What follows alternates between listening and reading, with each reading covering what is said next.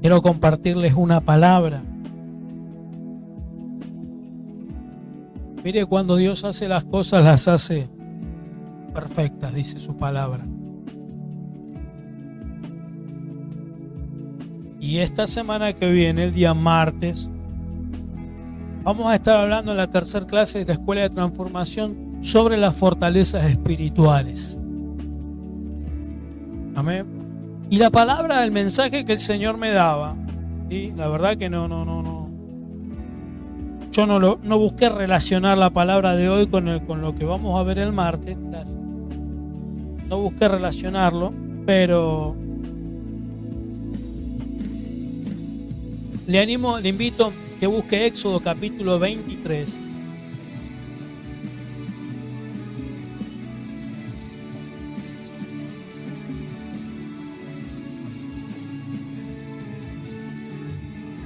Y le decía que no es que busqué relacionar la palabra de hoy con lo que vamos a ver el martes.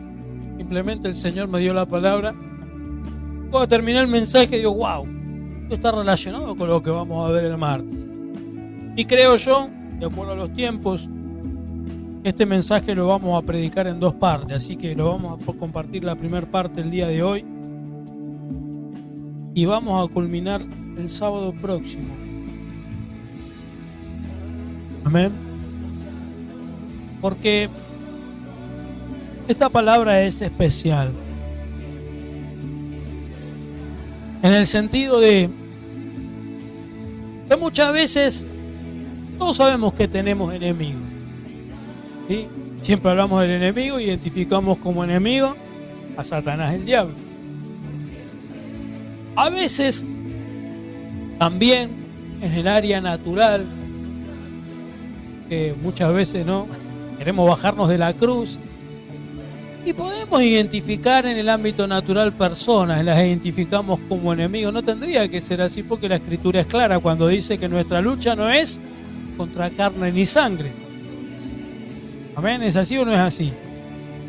La lucha no es contra carne y sangre, es decir, no tendríamos que tener enemigos naturales, no tendríamos que tener. En Cristo no tenemos que tener enemigos naturales. Porque hay gente que nos odie, pero en nuestro corazón no tendría que haber odio hacia alguien. No tendría que haber rencor, no tendría que haber resentimiento. Pero muchas veces tenemos enemigos internos que son los principales autores de que nuestra vida no cumple el plan y el propósito que Dios tiene para nosotros.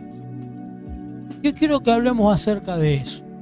Y le puse como título, no sabía qué título ponerle, ya se me acaba la creatividad.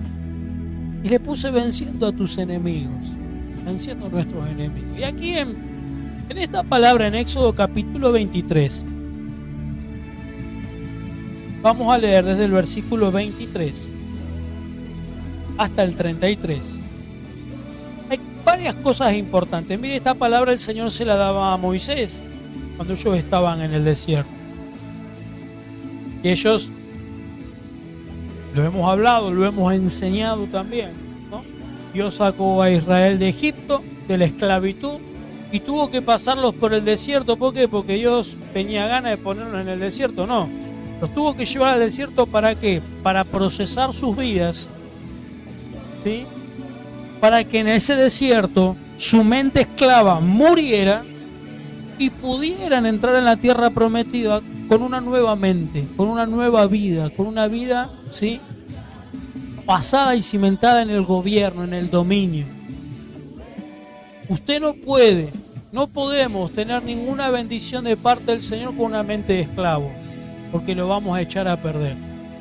Y de hecho así sucedió con toda una generación que se murió en el desierto, porque no entendieron que para llegar a la tierra prometida ellos tenían que despojarse de Egipto, que había quedado en su mente. Amén. Entonces el Señor estaba preparando al pueblo, a pesar de que había una generación que se iba a quedar, no porque Dios quisiera, sino porque era una generación rebelde que no quería hacer la voluntad de Dios. Pero Dios seguía con sus planes, preparando al pueblo que se iba a levantar para llegar a la tierra prometida. Y mire lo que dice en Éxodo capítulo 23, versículo 33. Dice,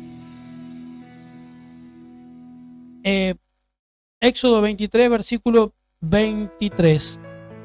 Vamos a leer desde el 20, vamos a leer desde el 20 hasta el 33. Dice, he aquí yo envío mi ángel delante de ti para que te guarde en el camino y te introduzca en el lugar que yo he preparado. Guárdate delante de él y oye su voz. No le seas rebelde, porque él no perdonará vuestra rebelión, porque mi nombre está en él. Pero si en verdad oyeres su voz e hicieres todo lo que yo te dijere, seré enemigo de tus enemigos y afligiré a los que te afligieren. Porque mi ángel irá delante de ti y te llevará a la tierra del amorreo, del eteo, del fereceo, del cananeo, del heveo y del jebuseo, a los cuales yo haré destruir. No te inclinarás a sus dioses, ni los servirás, ni harás como ellos hacen. Antes los destruirás del todo y quebrarás totalmente sus estatuas. Mas Jehová vuestro Dios, a Jehová vuestro Dios serviréis, y él bendecirá tu pan y tus aguas, y yo quitaré toda enfermedad en medio de ti. No habrá mujer que aborte, ni estéril en tu tierra, y yo completaré el número de tus días. Yo enviaré mi terror delante de ti, y consternaré a todo pueblo donde entres, y te daré la cerviz, es decir, la cabeza de todos tus enemigos. Enviaré delante de ti a la avispa, que eche fuera al heveo, al cananeo y al eteo de delante de ti. No los echaré delante de ti en un año, para que no quede la tierra desierta y se aumenten contra ti las fieras del campo. Poco a poco los echaré delante de ti hasta que te multipliques y tomes posesión de la tierra. Y fijaré tus límites desde el mar Rojo hasta el mar de los Filisteos y desde el desierto hasta el Éufrates, porque pondré en tus manos a los moradores de la tierra y tú los echarás de delante de ti. No harás alianza con ellos ni con sus dioses. En tu tierra no habitarán, no sea que te hagan pecar contra mí sirviendo a sus dioses, porque te será tropiezo. Amén. Entonces yo veía algunas cosas interesantes.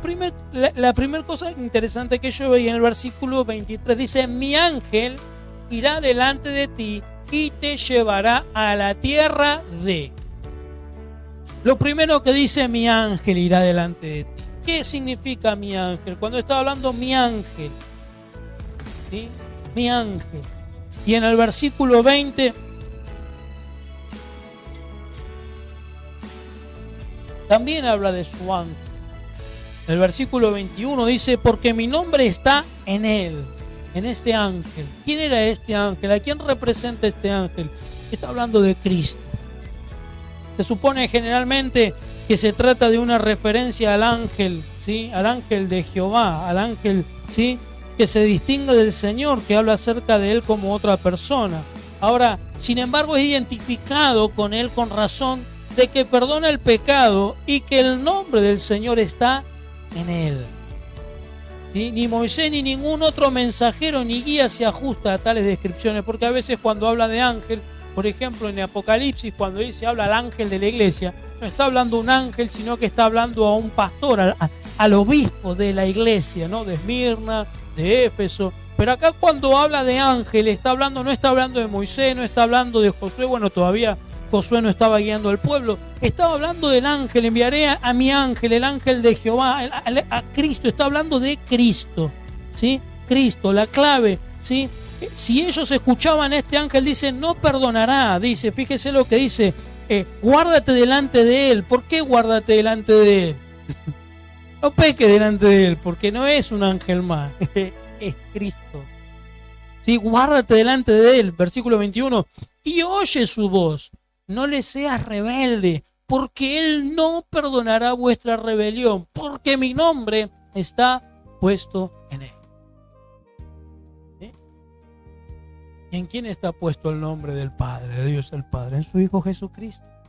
Estaba hablando de Cristo, ese ángel que iba a guiar al pueblo durante la travesía del desierto para llegar a la tierra prometida y para que conquistaran, ¿sí? Y vencieran a cada uno de estos enemigos que les iban a salir al encuentro, era Cristo mismo el que los iba a guiar. Por eso dice que la clave de la victoria en la próxima conquista de la tierra prometida no iba a ser la potencia militar de Israel, sino la presencia de este ángel que es el Cristo encarnado. Estaba hablando de Cristo, ¿sí? Todavía no había venido a la tierra como Cristo hombre, pero ya en el Antiguo Testamento esto se llama una teofanía. ¿Qué significa? Son las apariciones de Cristo antes de que Él fuese encarnado. Es una teofanía, la presencia de Cristo, ¿no? Las apariciones de Cristo son teofanías, es decir, la presencia de Cristo preencarnado. Todavía no había venido a la tierra, pero Él ya estaba. Y en el Antiguo Testamento hay diferentes apariciones de Cristo, ¿sí? En la escena de la historia. Ahora, dice: mi ángel irá delante de ti y te llevará a la tierra de. Y acá quiero que usted y yo veamos dos cosas. Te llevará a la tierra de. Y en el versículo 33 dice: en tu tierra no habitarán. Era la misma tierra, pero al principio esa tierra parecía no ser del pueblo de Israel. Y cuando el Señor le hace la descripción de lo que va a pasar, ya estaba hablando de su tierra. Es decir, ya estaba hablando de algo que era de ellos, pero que se ve que todavía no habían conquistado, pero que luego ellos iban a conquistar. Por eso habla de la tierra. Entonces, en primer lugar, Dios enviaría a su ángel para guiar a su pueblo a una tierra que parecía no ser de ellos, sino de sus enemigos. Pero luego, en el otro versículo dice: en tu tierra. Entonces, llegamos a la conclusión de que algo que parecía no ser de ellos les iba a ser devuelto. Pero para poder recuperarlo iban a tener que luchar contra sus enemigos. La segunda apreciación que podemos ver en esto que leía, ¿no?, que nos mostraba el Señor, es que para darle una aplicación espiritual a esta palabra y alinear este mensaje en esa dirección, una de los simbolismos de tierra, cuando hablamos de tierra, ¿sí?, estamos hablando de nuestro corazón. ¿Se acuerda la palabra del sembrador? ¿Sí? Los diferentes campos donde caía la semilla. Bueno, la tierra, ¿sí?, los diferentes campos representaban el corazón del hombre. Entonces, aplicando espiritualmente esta tierra prometida, ¿sí?, como nuestro corazón, aquella tierra fértil que en el pasado tampoco nos pertenecía a nosotros, pertenecía a nuestra vieja naturaleza, la naturaleza caída, bajo los preceptos del príncipe de este mundo, ¿sí?, porque vivíamos sin Cristo. Y aunque muchos dicen: yo hago lo que quiero y yo mi vida, ¿no? Muchos hablan del libre albedrío, como si el libre albedrío, ¿no?, uno hiciera lo que quisiera, y eso es un engaño, porque usted no hace lo que quiere. Siempre lo que hagamos lo vamos a hacer bajo la corriente en la que usted y yo nos encontremos. Si usted vive bajo la corriente de este mundo, usted es un esclavo de los preceptos de este mundo. Y si usted vive bajo la corriente del Espíritu de Dios, usted vivirá bajo la ley del Espíritu de vida que opera en usted. Pero usted y yo no tenemos un libre albedrío. No somos libres o autónomos directamente como creemos, como el hombre piensa: yo puedo hacer lo que quiero. Usted no hace lo que quiere.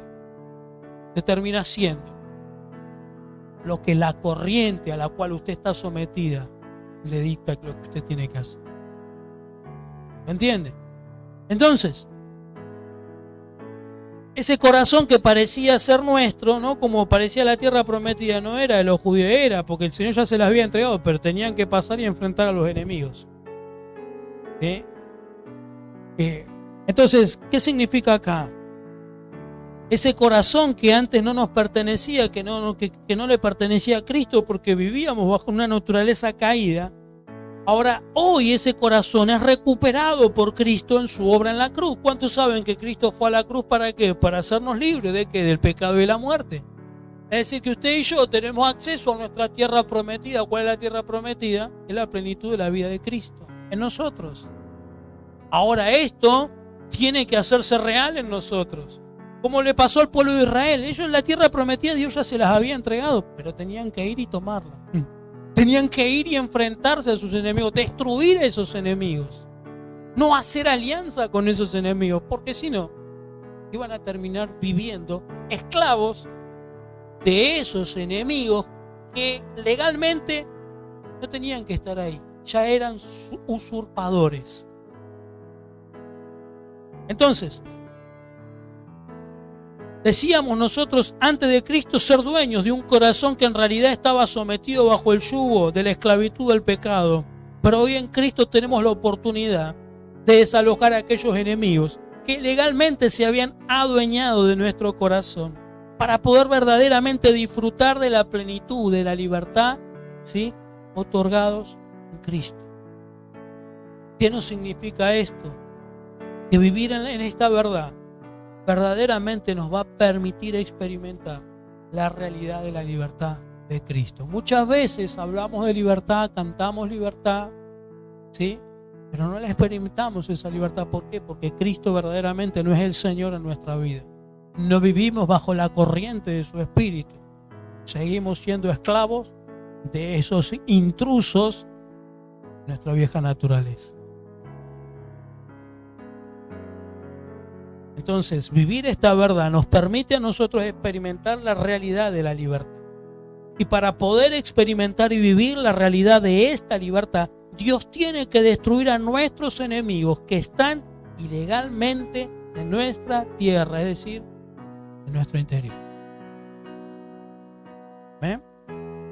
Como dice Éxodo 23:23. Porque mi ángel irá delante de ti y te llevará a la tierra del amorreo, del eteo, ¿no? Te llevará a la tierra de... Tal vez todavía nuestro corazón no es 100% de Cristo. Tal vez nuestro corazón aún le sigue perteneciendo a aquellos enemigos, a aquellos intrusos. Pero el Señor nos va a llevar, nos quiere llevar hacia esa victoria. Para que verdaderamente podamos experimentar esa libertad que Cristo ha ganado en la cruz del Calvario y ha pagado a precio de sangre por nosotros. ¿Sí? A los cuales dice, yo haré destruir. Entonces, estos enemigos tienen que ser destruidos. Ahora, ¿cuáles son esos enemigos internos que se oponen, ¿sí?, a que nuestra tierra quede verdaderamente libre? Vuelvo a repetir, muchas veces hablamos de libertad, damos libertad, pero no estamos viviendo ni experimentando la libertad de Cristo. Hay una realidad que no estamos viviendo. Hay una realidad que estamos desconociendo. Y mientras que usted no experimente esa realidad, usted va a continuar viviendo, ¿sí?, como si viviese en Egipto. Amén. Necesitamos migrar. Entender que salimos de Egipto. Que tal vez hoy usted y yo estamos en este desierto. Porque estamos en un desierto. Y en este desierto conocemos a Cristo. Él se manifiesta. Él se nos revela. Nos va perfeccionando hasta el día en que podamos llegar a esa tierra prometida. Es la plenitud de Él en nosotros. El destino del hombre, y esto escúchenlo bien, el destino del cristiano no es el cielo. Como pastor, que el destino del cristiano no es el cielo. Porque siempre que hablamos del cielo. El destino del cristiano no es el cielo. Usted se muere hoy, sí, se va a ir al cielo. Pero su estadía en el cielo será temporal. Porque Cristo vendrá a la tierra a reinar. El destino del cristiano es Cristo. Él es nuestro destino. ¿Está mal entonces, pastor, que yo anhele ir al cielo? No, no está mal que usted lo anhele. Está mal si usted anhela solamente eso, ir al cielo. Desconociendo quién es el Señor en el cielo. Porque nosotros vamos hacia Él. Y vendremos con Él a reinar en esta tierra. Nuestro destino es Cristo. ¿Por qué usted está aquí sentado en esta silla? Porque su destino es Cristo. ¿Sí? Tal vez me dice, bueno, pastor, yo la verdad que vine porque me sentía mal o porque tenía, por diferentes motivos, pero el motivo principal, porque usted y yo estamos acá congregados, es porque nuestro destino es Cristo. mi destino, es tu destino, es nuestra tierra prometida. Por eso dice las Escrituras que Él nos lleva y nos atrae a Él. Amén. Ahora, ¿cuáles son estos enemigos internos que se oponen a que nuestra tierra quede verdaderamente libre? Mire, el pueblo de Israel, para llegar a la tierra prometida, se iba a tener que enfrentar a diferentes enemigos. Y cada uno de estos enemigos, por sus nombres, tenía una identidad espiritual. Cada nombre tenía un significado. Y en esta noche vamos a ver algunos de esos nombres. Hoy creo que vamos a ver 3 nomás. Porque si no le voy a llenar de información y no ese es el propósito. El propósito es que usted pueda captar el espíritu de esta palabra. Que usted pueda identificar si hay alguno de estos enemigos en usted. Tal vez el Señor, muchos de estos enemigos ya los ha erradicado de usted. Gloria a Dios por eso. Pero si no es así, para que podamos remover de nuestra vida a estos enemigos, a estos intrusos espirituales que no permiten que el propósito de Dios se cumpla en nuestras vidas. Entonces, en Josué capítulo 24, versículo 11, dice: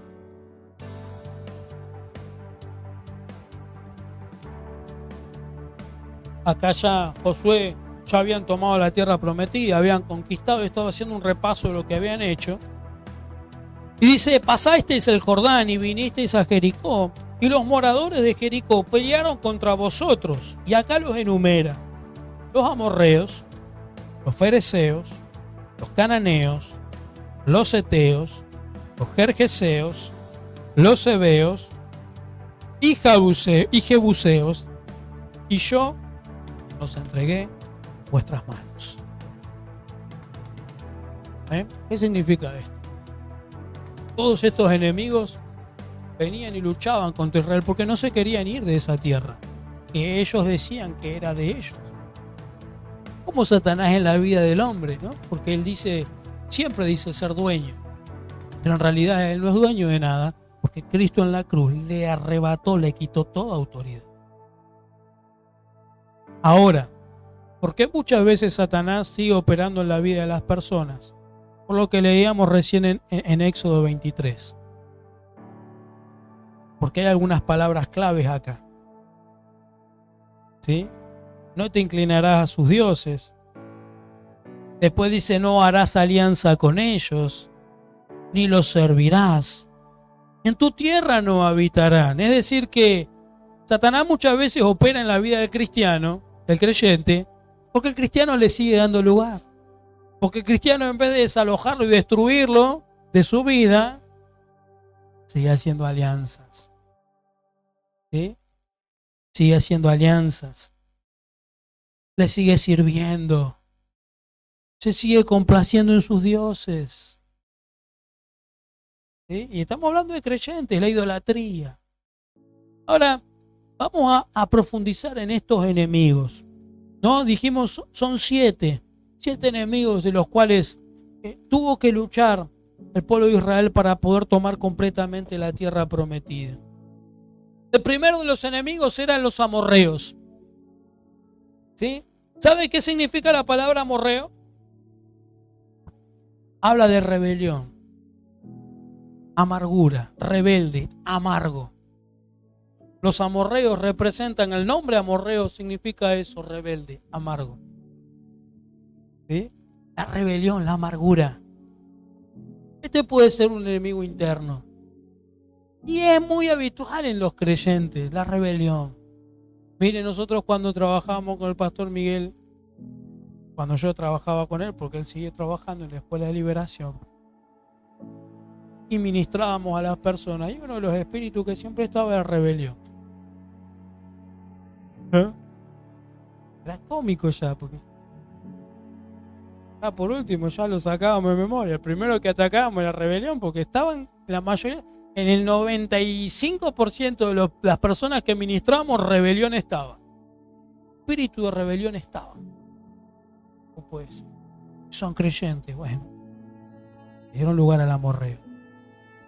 le dieron lugar a la rebelión. Entonces rebelión significa rebelde, amargo, ¿sí?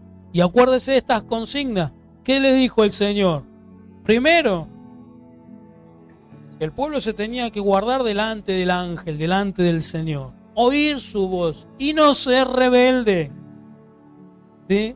Y después, ¿qué decía? ¿No? Que no tenían que servirlos, que no tenían que hacer alianza con ellos, que no tenían que permitir que sus enemigos moraran en sus tierras, para que Dios pudiese seguir su trabajo de eliminar a sus enemigos, de sacar a sus enemigos del medio, ¿no? Y mire más, habla lo que el Señor les garantizaba, versículo 25, Éxodo 23, 25. Mas a Jehová vuestro Dios serviréis y Él bendecirá tu pan y tus aguas, y yo quitaré toda enfermedad en medio de ti. Esto, ¿cuándo iba a suceder? El pueblo sirviera a Dios, ¿sí? Cuando el pueblo no se inclinara a los dioses de sus enemigos, ni los sirviera. Dice, ni harás como ellos dicen. Es decir, cuando usted le dio lugar al diablo, el diablo entró, plum, se instaló, y ahí no lo saca. ¿Sí? Entonces, y en este espíritu amorreo que habla de rebelión y amargura, la rebelión significa lo opuesto a vivir en el propósito y en la voluntad de Dios. Yo me acuerdo que hace años atrás, cuando iba a la iglesia de chiquito, ¿no? Y nosotros sí, había el hermanito que estaba sentado en el último banco. ¿Por qué está sentado? No, está disciplinado porque está en rebeldía. Y tal vez el hermano estaba en rebeldía porque no había ido con corbata a la iglesia, ¿no? Porque la hermana se puso la pollera, ¿no? Le pasaba la rodilla, entonces, bueno, estaba en rebeldía, ¿no? O porque se había cortado el pelo, porque se había pintado, ¿no? Rebeldía, eso era rebeldía. Y hay rebelión encubierta que está por encima de esas cosas. Y la principal rebelión que hay hoy encarnada, enquistada en muchos creyentes, ¿sí? Esa rebelión es aquella a la que se opone a vivir en el propósito y en la voluntad de Dios. Mire, tal vez usted no le está haciendo mal a nadie dentro de la iglesia. Tal vez usted no está haciendo una división dentro de la iglesia, ni a su pastor, ni está hablando mal de nadie, pero por el simple hecho de ir en la dirección opuesta al plan y al propósito de Dios para su vida, usted está en una rebelión. Usted sigue viviendo bajo la corriente de este mundo, usted sigue viviendo bajo la corriente del príncipe de este mundo. ¿Entiende? Entonces, tal vez no es un pecado evidente, ¿no? Que al hombre, al pastor, o sea, diga, bueno, no, lo tengo que poner en disciplina porque esta persona, ¿no? Pero en nuestro interior, nuestro espíritu clama muchas veces, se contrista muchas veces, porque sabemos que tendríamos que estar en un lugar y no estamos. Mire, yo le voy a contar una situación personal mía. A mí me gusta cuando cuento experiencias hablar de mí, ¿no? Porque si no es fácil hablar de los demás, contar ejemplos de otros. Pero yo hace años atrás trabajaba en una empresa, terminando mi carrera de logística, ya prácticamente tenía mi vida resuelta, ¿sí? Y yo en un momento pensé que tenía el mundo en mis manos, ¿no? Porque tenía todo controlado. Lo que no tenía controlado era justamente que yo estaba yendo en la dirección contraria a lo que el Señor ya había predeterminado para mí, desde antes de formarme en el vientre de mi mamá. Servir al Señor. Cada vez iba menos a la iglesia. La llevaba a mi esposa, me quedaba en el culto porque, bueno, si no tenía que, ¿no? En ese momento nos congregábamos en Aedo, entonces irme a mi casa y volver, me quedo y ya está, pero en realidad mi cuerpo estaba, mi mente, mi espíritu y todo lo demás no estaba dentro de la iglesia, dentro de la reunión, la congregación. Todo el mundo se daba cuenta. Hasta que un día el Señor irrumpió en mi vida. Y yo creo que esa fue la última oportunidad que Él me dio. Mire, me había invadido un deseo tan fuerte de quitarme la vida. Me acuerdo que me subía a la mañana y me iba en el auto y agarraba por camino al Buen Aire y el pie se me iba solo, queriendo estrellarme contra un camión. Yo la verdad no quería vivir. Y tenía a mi esposa, tenía Franco, Maya, bueno, Mateo no había nacido todavía. Y yo realmente no quería vivir. Me sentía vacío. Sentía que realmente había algo que no... Estaba cansado de vivir. Y tenía un buen trabajo, tenía mi economía en control, tenía todo. Terminando mi carrera en logística, en una empresa de renombre, estaba haciendo carrera, la empresa me pagaba para capacitarme. Pero en mi vida había un vacío que nada de lo que yo estaba viviendo lo podía llenar. Yo quería quitarme la vida, literalmente quería quitarme la vida. Hasta que un día me acuerdo que un día casi me choco contra un camión. Porque el pie se me iba y se me iba y se me iba y yo sentí que alguien me abrazó. De atrás. Yo iba solo en el auto. Alguien me abrazó y empecé a llorar. A llorar. ¿No? Y fui a la banquina y me di cuenta que era el Señor. Que me estaba mostrando que Él me amaba. Que yo estaba en esta tierra por un plan y por un propósito que Él tenía. Y sabe, a partir de ese momento yo me di cuenta que yo estaba viviendo en rebelión. Me estaba rebelando contra ese plan y ese propósito que Él tenía conmigo. Y sabe, quiero recalcarlo. No me vino a obligar o a condenarme. Vos sos un pecador porque no estás haciendo mi voluntad. Y vos no estás haciendo esto. No. Él me dejó correr. Me dejó huir. Él me dejó creerme más rápido y más veloz que Él. Él esperó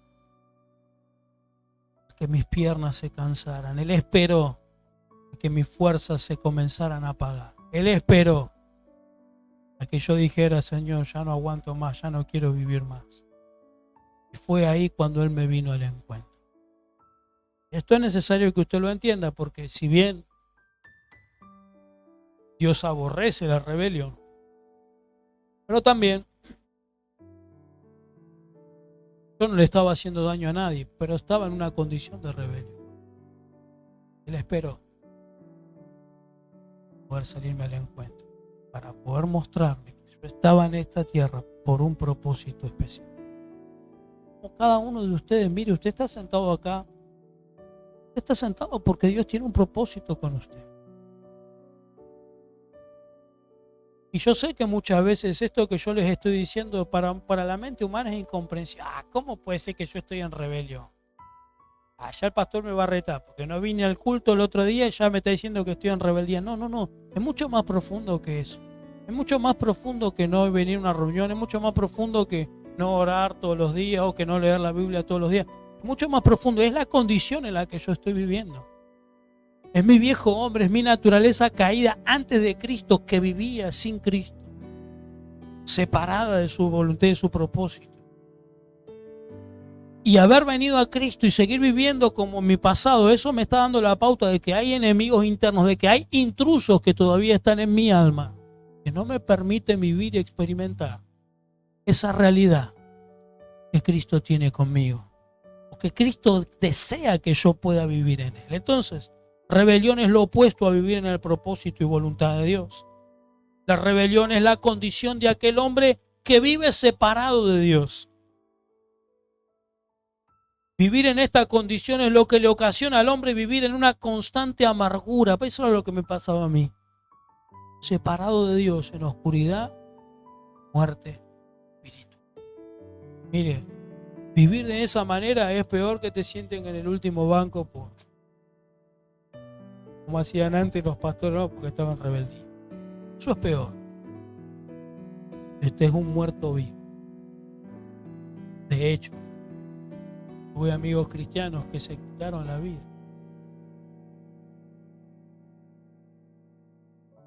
Ahora,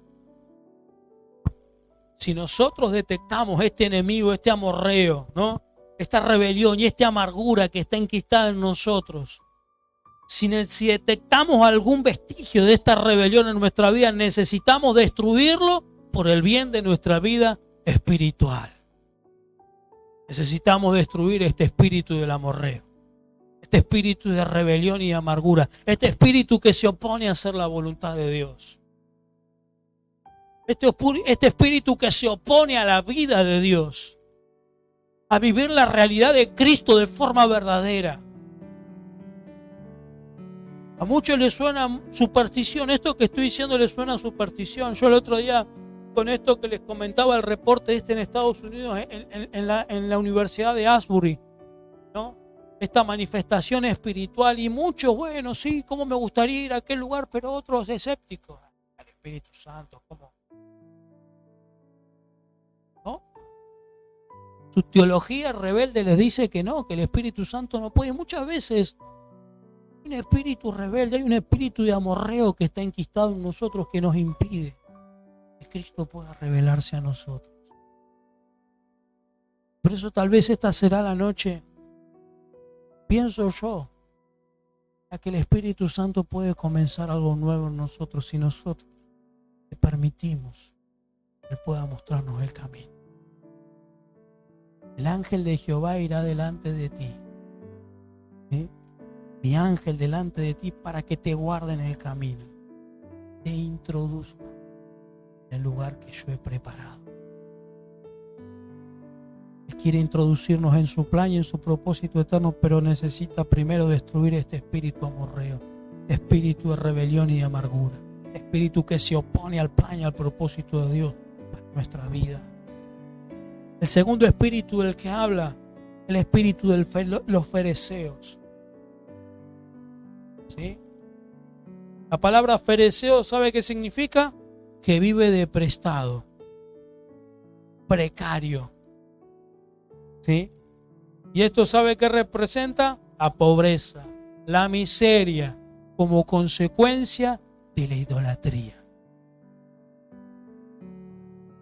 Yo me quedaba asombrado y estudiaba estos nombres y me quedaba asombrado en los significados, porque son espíritus internos que muchas veces drenan la vida del creyente. ¿Sí?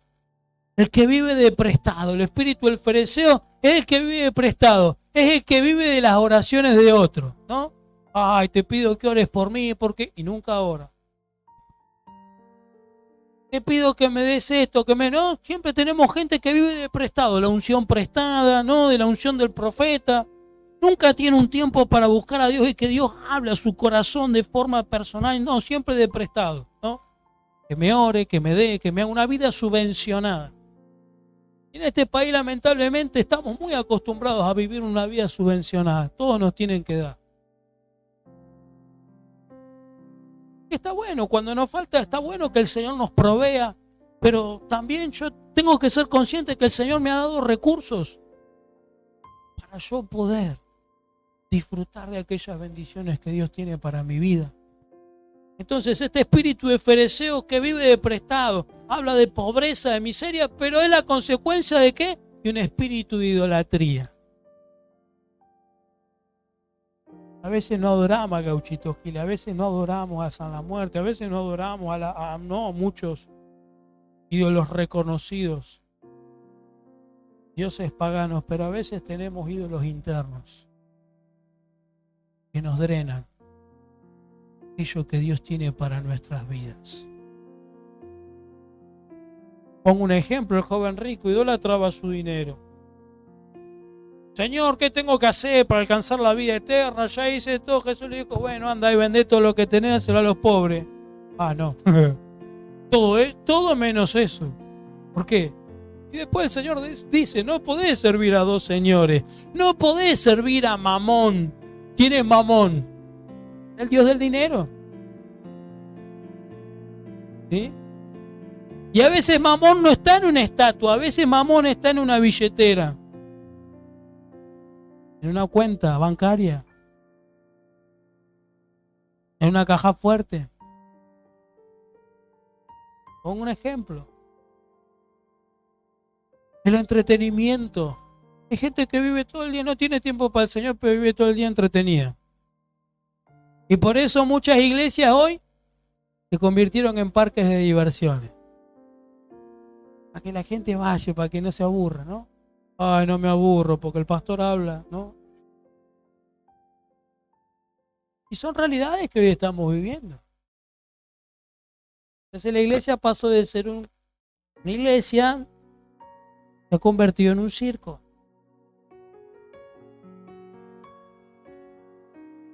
Y son ídolos. El hedonismo, ¿sabe qué es esa palabra específica, el hedonismo? ¿Sabe qué representa el hedonismo? Nuestros placeres y deseos. Yo busco todo aquello que me dé placer. Si no me da placer, no lo quiero. Claro, orar y ayunar no te va a dar placer. A tu carne no le va a dar placer. Pero es necesario para que Cristo se revele en nosotros.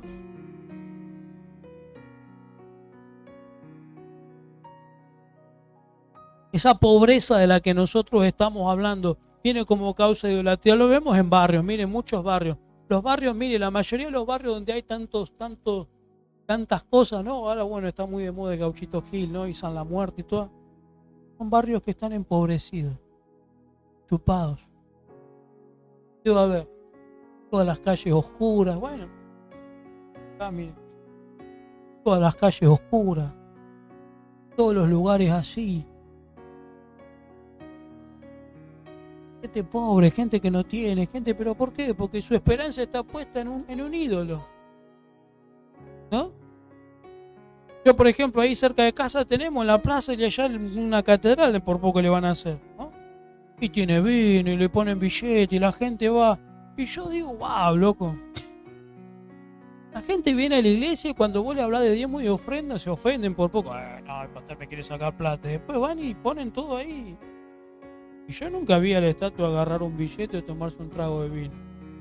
Sí vi a los borrachines a la noche que por ahí van y se agarran la botella. Pero la gente sigue dando. ¿Por qué? Porque su fe está puesta ahí. Y lo peor de todo, que esos ídolos no te enriquecen, te empobrecen. Someten barrios, ciudades, naciones. ¿Por qué África, el continente africano, es uno de los continentes más pobres, donde hay más pobreza? Porque es uno de los continentes donde hay mayor idolatría. La India tiene millones de deidades. Es una de las naciones más pobres. La gente se muere de hambre, pero no le toques una vaca, que para ellas es un dios.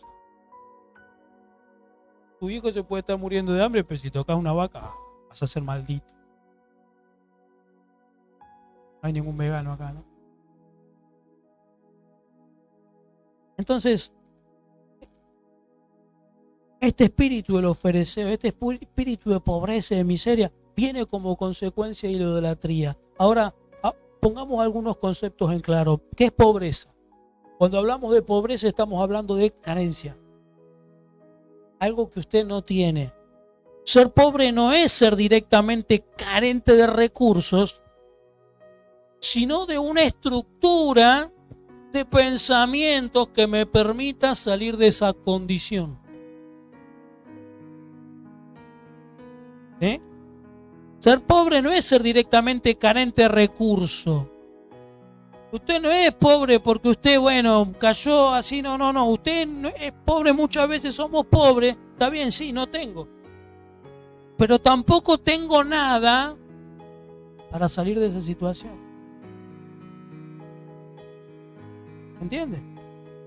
Hay gente que hoy se queja porque no tiene, pero tampoco hace nada para tener.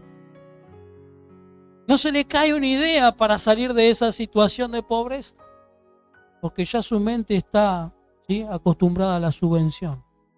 Que todo me tienen que dar.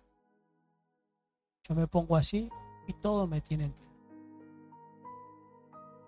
Y eso es lo que representa el espíritu. En el espiritual pasa lo mismo. Tenemos un espíritu, una mente subvencionada. A que todo el pastor me tiene que venir y orar. O el hermanito o la hermanita, ¿no? Ahora, tenés a tu hermano que ayer oró por vos y hoy tu hermano está mal. Y no oramos. ¿Por qué? No, porque yo tengo una mente subvencionada. A mí me tienen que dar. Yo estoy para que me den, no estoy para dar. Si usted piensa así, déjeme decir que usted va a caer sobre un ciclo de maldición. Porque la palabra bien dice, es mejor dar que recibir. Necesitamos acostumbrarnos a dar. Y cuando hablo de dar en todo sentido. De dar su tiempo, de dar su esfuerzo, poner a disposición sus recursos. Y ahí va a comenzar a ver cómo el poder de Dios se manifiesta en su vida. ¿Sí? Entonces, ser pobre no es ser directamente carente de recursos, sino de una estructura de pensamientos que me permite, ¿sí?, salir de esa condición. Es pobre de mente. No tiene un pensamiento, no tiene una idea, no se le cae una idea para poder salir de esa situación. ¿Sí? La carencia de recursos también es la consecuencia de la falta de propósito, de sueños, de ideas, de conocimiento, etcétera. Ministramos personas en liberación en muchas ocasiones, personas que hacía años no podían salir, empezaban una carrera y no la podían terminar. Estudios, estamos hablando de estudios. Trabajos, comenzaban un trabajo y los echaban. ¿Sabe que habían espíritus? Habían espíritus de esos. De pobreza, de miseria. ¿Sí? El año pasado, ¿se acuerdan cuando estuvimos estudiando en la búsqueda de la libertad? Y uno de los espíritus, hablábamos de eso, la pobreza, la miseria, trae en uno, ¿sí?, la pobreza y la miseria, el egoísmo. El que es pobre es egoísta, nunca te va a compartir. El que tiene un espíritu de miseria nunca te va a compartir. Porque piensa que lo que tiene es lo último que tiene. Y se le va a terminar y se le va a acabar. Y después le pueden dar otra cosa, pero también eso va a ser lo último, ya no lo otro. El que vive acumulador, ¿usted conoce gente acumuladora? Yo conocí hace un tiempo atrás una persona acumuladora. Tenía toda la casa llena de cosas. Vivía en el piso, como un indigente, dentro de su casa. ¿Sí? Tenía de todo. Pero él estaba sometido bajo un espíritu de pobreza y de miseria, aunque tenía todo. Él vivía como un indigente dentro de su casa. ¿Sí? Entonces, esta pobreza viene como consecuencia de vivir también rebelión y en desobediencia. ¿Sí? Y acá cito como ejemplo la vida de Gedeón. ¿Por qué cito la vida de Gedeón? Mire, en Jueces 6.1, yo se lo leo, 6.1 y después el versículo 6.6. Dice, los hijos de Israel hicieron lo malo ante los ojos de Jehová. Jehová los entregó en mano de Madián por 7 años. De este modo, versículo 6, empobrecí Israel en gran manera por causa de Madián. Y los hijos de Israel clamaron a Jehová. La idolatría. Volvemos a lo mismo. Idolatría. Abre las puertas a la pobreza. Abre las puertas a la miseria. Hay ídolos internos que necesitamos derribar. El plan y el propósito de Dios pueda manifestarse en nuestras vidas. Y voy a terminar con este último punto. La semana que viene continuaremos. El espíritu cananeo. ¿Qué es el espíritu cananeo? El espíritu especulador. Cananeo significa especulador. Era el mercantil, el mercante, el traficante. Es lo que estaban acostumbrados a comerciar. Comerciar es especular. ¿Sí? Y muchas veces el enemigo interno que tenemos en nuestro corazón en el ámbito espiritual es la especulación. Especulamos con Dios. ¿Qué es lo que me va a dar el Señor? Un día Pedro le dijo al Señor Jesús, Señor, nosotros dejamos todo lo que teníamos por seguirte. ¿Qué nos va a tocar? Estaba preocupado Pedrito. Le había atacado el espíritu, ¿no? El espíritu del cananeo. Entonces el Señor le dijo, tranquilo, Pedro, quédate tranquilo. Que ninguno que haya dejado casas, ¿no?, ni familiares, ni esposo, ni esposa, ni suegra. Bueno, por ahí a la suegra no le va a costar mucho deshacerse. Pero todos van a tener su premio. Pedro estaba preocupado, especulaba. Y eso es algo que naturalmente está en la vida del hombre. El hombre es especulador por naturaleza. Es decir, que sin Cristo, todos los que estamos acá somos especuladores. ¿Sí? A veces le damos algo a alguien, o con las visitas. No, yo te fui a visitar, vos me tenés que venir a visitar. Yo le di esto, bueno, ¿no? O cuando vemos, a ver qué tajada podemos sacar del otro. Especulaciones. En lo espiritual lo mismo. Especulamos con el ministerio, con el servicio. No, yo porque tengo que limpiar el baño. Yo quiero estar en el púlpito porque quiero que me vean, porque quiero que... El baño no te ve nadie, te ve el Señor. especulamos todo el tiempo y la especulación es algo que está enquistado muchas veces en la vida del cristiano y que drena la vida espiritual del cristiano. La base del evangelio, mire, no es la especulación, es la obediencia. Pedro estaba preocupado. Señor, nosotros dejamos todo por seguirte. ¿Qué vamos a recibir a cambio? Y Jesús le dijo, tranquilo, Pedro, seguí con lo que estabas haciendo, que vas bien. Cuando llegue el día te vas a dar cuenta qué cosas perdiste, pero qué cosas alcanzaste. Tenemos ejemplo en la vida de Pablo cuando dijo, ciertamente estimo por basura todo lo que tenía, a fin de alcanzar aquel por el cual he sido alcanzado. Pablo fue diferente, dejó la especulación atrás, dijo, no, yo me voy a enfocar en Cristo. Él es mi supremo llamamiento. Él es mi galardón. Cuando empezamos a especular en las cosas espirituales, vamos a comenzar a perder terreno en lo espiritual. Satanás va a tomar lugar y vamos a ir perdiendo fuerza y terreno cada día. Hasta que un día nos veamos muy lejos de ese plan y ese propósito que Dios tenía con nosotros. La base del evangelio no es especulación, es obediencia. Si usted vive pensando, ¿sí?, a ver qué es lo que me va a dar el Señor, nunca va a poder disfrutar la plenitud de Cristo, porque lo mayor que usted necesita ya lo ha recibido a través de la obra de la cruz. ¿Sí? Hay iglesias que si no se habla de prosperidad, y no, ya la gente se me va, tengo que hablar de que todo les va a ir bien, tengo que hablar de la prosperidad y que si usted da, y ese mensaje transaccional de que si yo le doy, Dios me va a dar. Mire, todo lo que usted necesitaba, Cristo se lo ha provisto en la cruz. Solo tenemos que tomar. Y no importa si usted tiene o no tiene para darle al Señor. Porque Dios ve el corazón. Dios ve el corazón. Y Dios sabe qué es lo que cada uno de nosotros tenemos para dar. Y Dios sabe cuál es la disposición que hay en mi corazón para darle a Él. Si verdaderamente estoy entregado al 100% a Él,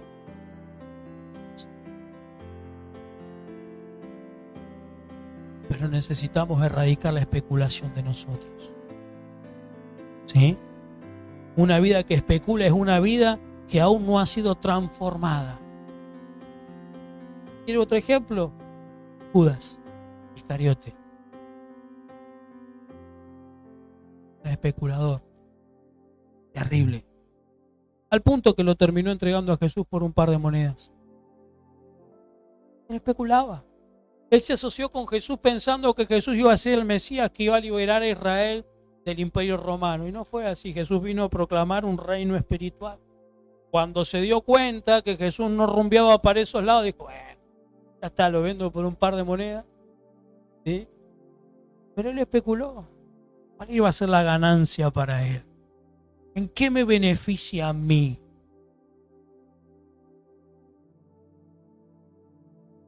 Hoy también. Hoy en la iglesia ese espíritu está enquistado en ministerios grandes. A veces los pastores no se unen para hacer cosas. No, porque no. ¿En qué me va a beneficiar a mí? ¿En qué va a beneficiar a mi iglesia, a mi ministerio? Nada es tuyo, en primer lugar.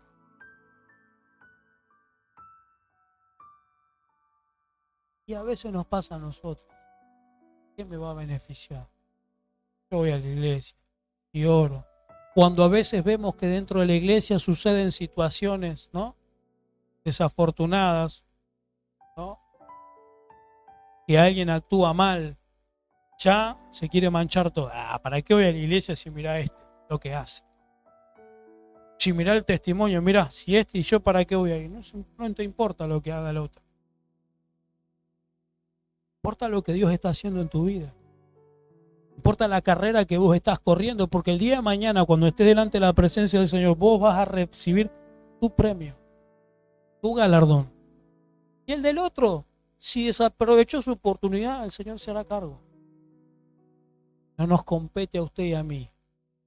Es que de él, como dijo, Pedro con Juan, porque se acostaba en el pecho del maestro. Jesús le dijo, ¿y a vos qué te importa? Mirá qué especulador que era. ¿Y a vos qué te importa? Si yo quiero que Juan se quede conmigo hasta el final, ¿a vos qué te importa, Pedro? Vos hacés tu trabajo. La especulación es un enemigo interno que muchas veces nos impide ver cumpliéndose el propósito que el Señor tiene para nuestras vidas. ¿Sí? Tus ambiciones personales y egoístas son el motor que activa en tu interior al espíritu especulador, este espíritu cananeo. ¿Sí? Judas por especulador, ¿saben? Se terminó ahorcado.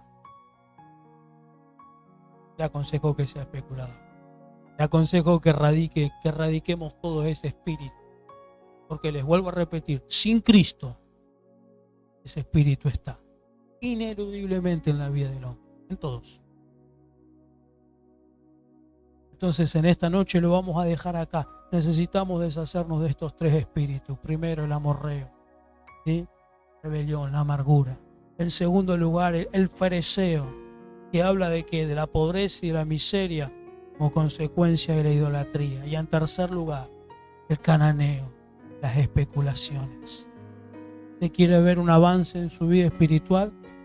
Comience a pedir al Espíritu de Dios y le dé discernimiento para empezar a desalojar estos enemigos internos que muchas veces piden ver el propósito del Señor cumplirse en nosotros. Yo le invito a que se ponga de pie en esta noche. Vamos a ministrar al Señor. Vamos a dar gracias por su palabra. La semana que viene vamos a continuar con este mensaje.